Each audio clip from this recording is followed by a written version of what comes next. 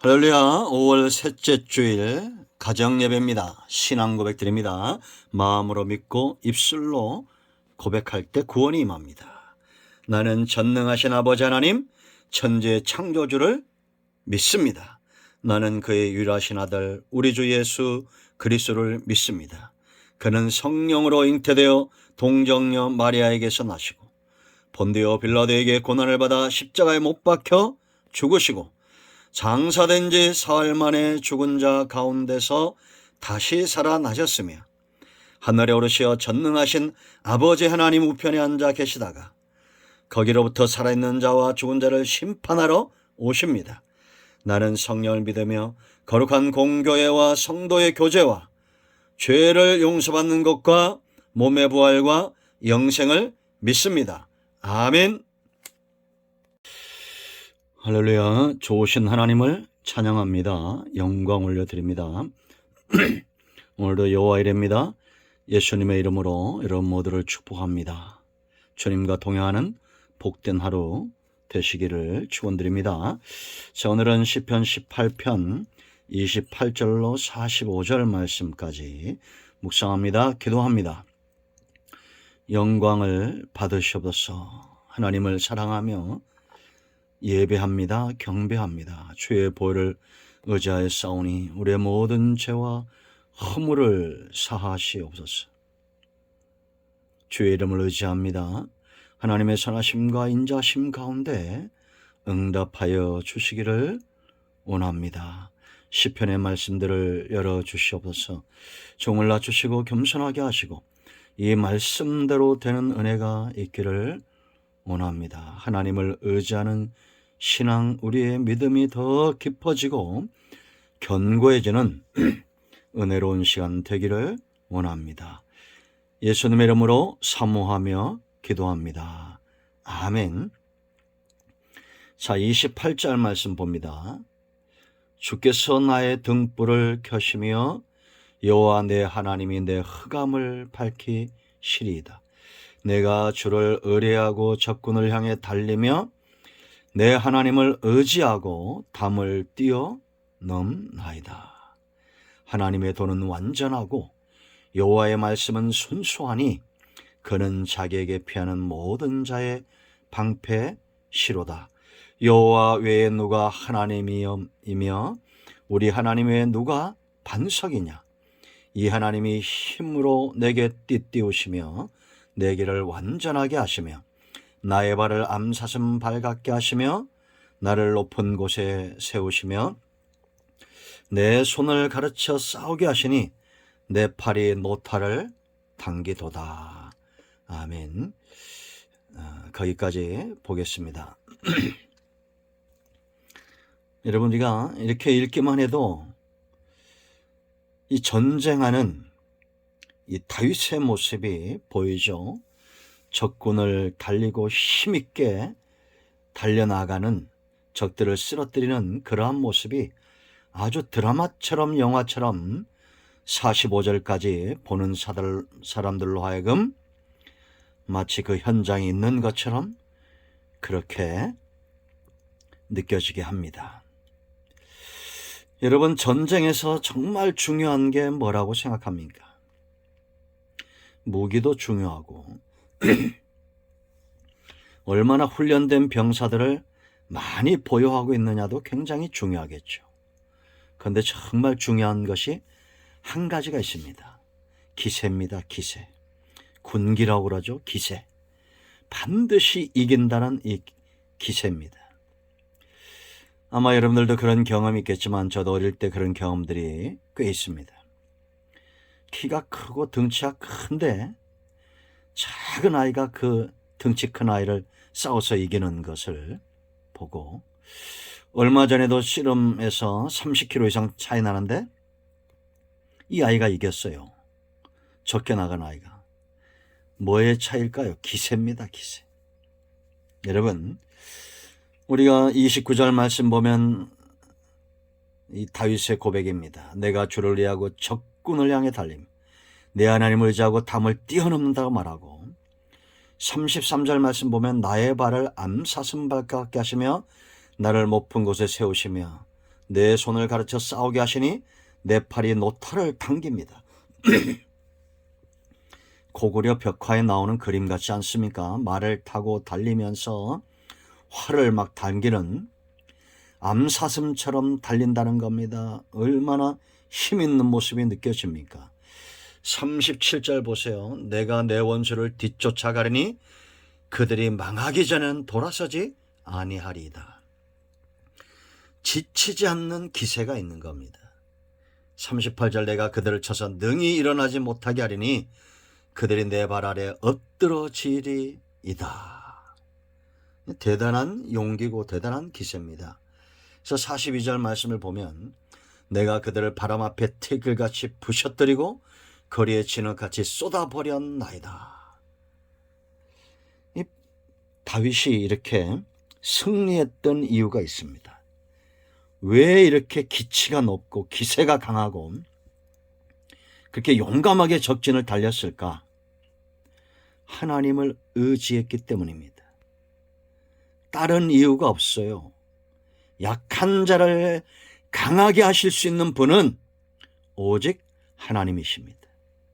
여러분, 우리가 신앙 안에 제대로 하나님의 말씀과 은혜 아래 있다는 것은 시간과 세월이 갈수록 하나님을 향한 이 의지, 믿음이 분명해지고 더 나아가서 깊어지고 견고해진다는 겁니다.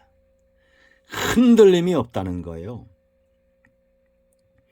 믿음의 크기가 그래서 다른 겁니다. 하나님이 다른 것이 아니라 이 밭, 저와 여러분의 밭이 말씀이 들어오면 30배, 60배, 100배 결실, 변화된다고 생각해 보세요. 이게 말씀의 역할이랬죠. 검처럼 우리의 심령과 골수를 찔러 쪼개는 역사가 있습니다. 흔들림이 없는 기세, 믿음이 서게 하죠. 자, 오늘 이제 27절부터 30절 말씀 보면 다윗이 이렇게 다윗 같은 삶을 살고자 하는 성도들이 의지가 깊어질 수밖에 없는 이유가 있습니다. 믿음이 커질 수밖에 없는 이유가 있어요. 먼저 27절 말씀을 보면 28절 주께서 나의 등불을 뭐라 했습니까? 켜시며 여호와 내 하나님이 내 흑암을 밝히신다라고 말합니다. 여러분, 적들이 쳐들어올 때는 다윗을 만만하게 본 거죠. 문제가 일어나고 사람들이 원수가 될 때는 만만히 보는 겁니다. 그러나 다윗의 영광이 등불 같고 해처럼 빛날 때는 어디 어둠이 엄습해 옵니까? 다윗이 약해진 겁니다. 다시 한번 그의 영광을 빛나게 하고 그의 등불을 밝힐 유일하신 분은 하나님이라는 겁니다. 여러분, 세상에서 사탄의 역사가 사람과 환경을 통해서 여러분들을 껌 씹듯이 하는 일이 없도록, 빈틈을 주지 않도록 강하고 담대한 영적 기치가 세워지기를 축원드립니다. 이 말씀이 우리를 그렇게 하실 거예요. 저와 여러분의 영광을 다시 회복시키시고 흑암을 다 물리칠 유일한 빛 대신 예수 그리스도, 빛 대신 우리 하나님 여호와이십니다. 여러분, 어둠을 만나면 불을 켜면 끝나는 겁니다. 어둠은 순식간에 흔적도 없이 사라지는 겁니다. 하나님의 역사가 때가 되면 이렇게 나타나는 겁니다.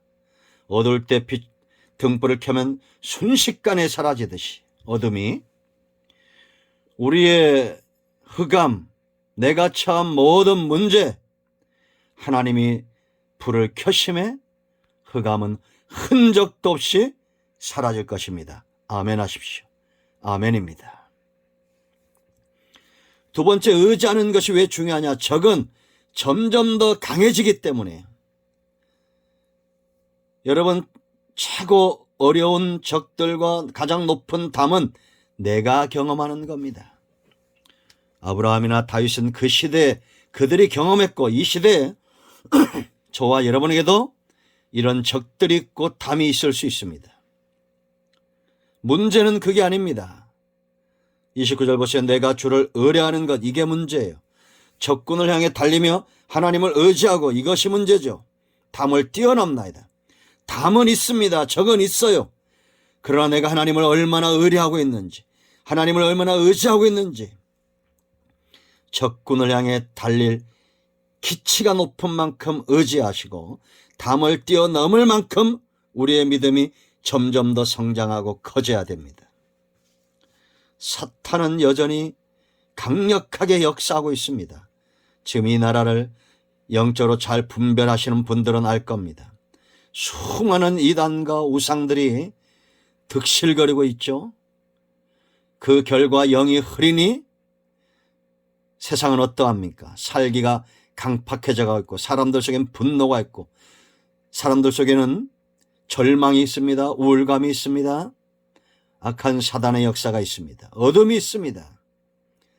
이걸 뛰어넘으십시오. 주를 의뢰하고 뛰어넘으시기 바랍니다. 달리시기 바랍니다. 담을 뛰어넘으시기 바랍니다. 세 번째, 저와 여러분이 하나님을 향한 의지가 깊어지고 적들을 향해서 달릴 수밖에 없는 이유가 또 있어요.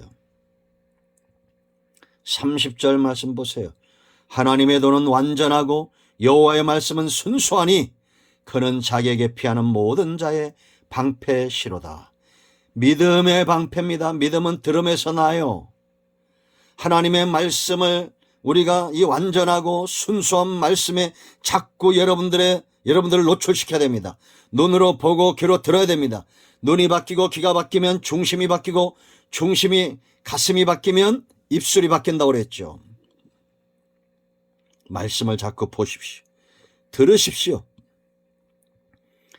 그럴 때 우리의 믿음은 견고할 겁니다. 방패가 없으면 불화살을 어떻게 막아냅니까?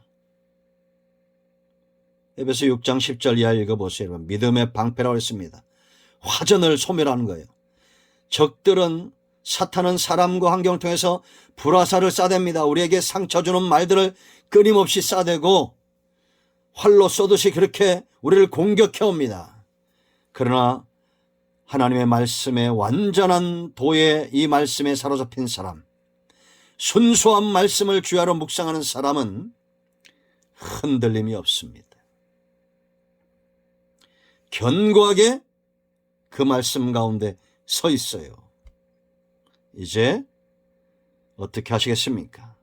여러분의 발이 암사슴처럼 적들을 향해서 단련하고 세상을 평정하기를 축원드립니다.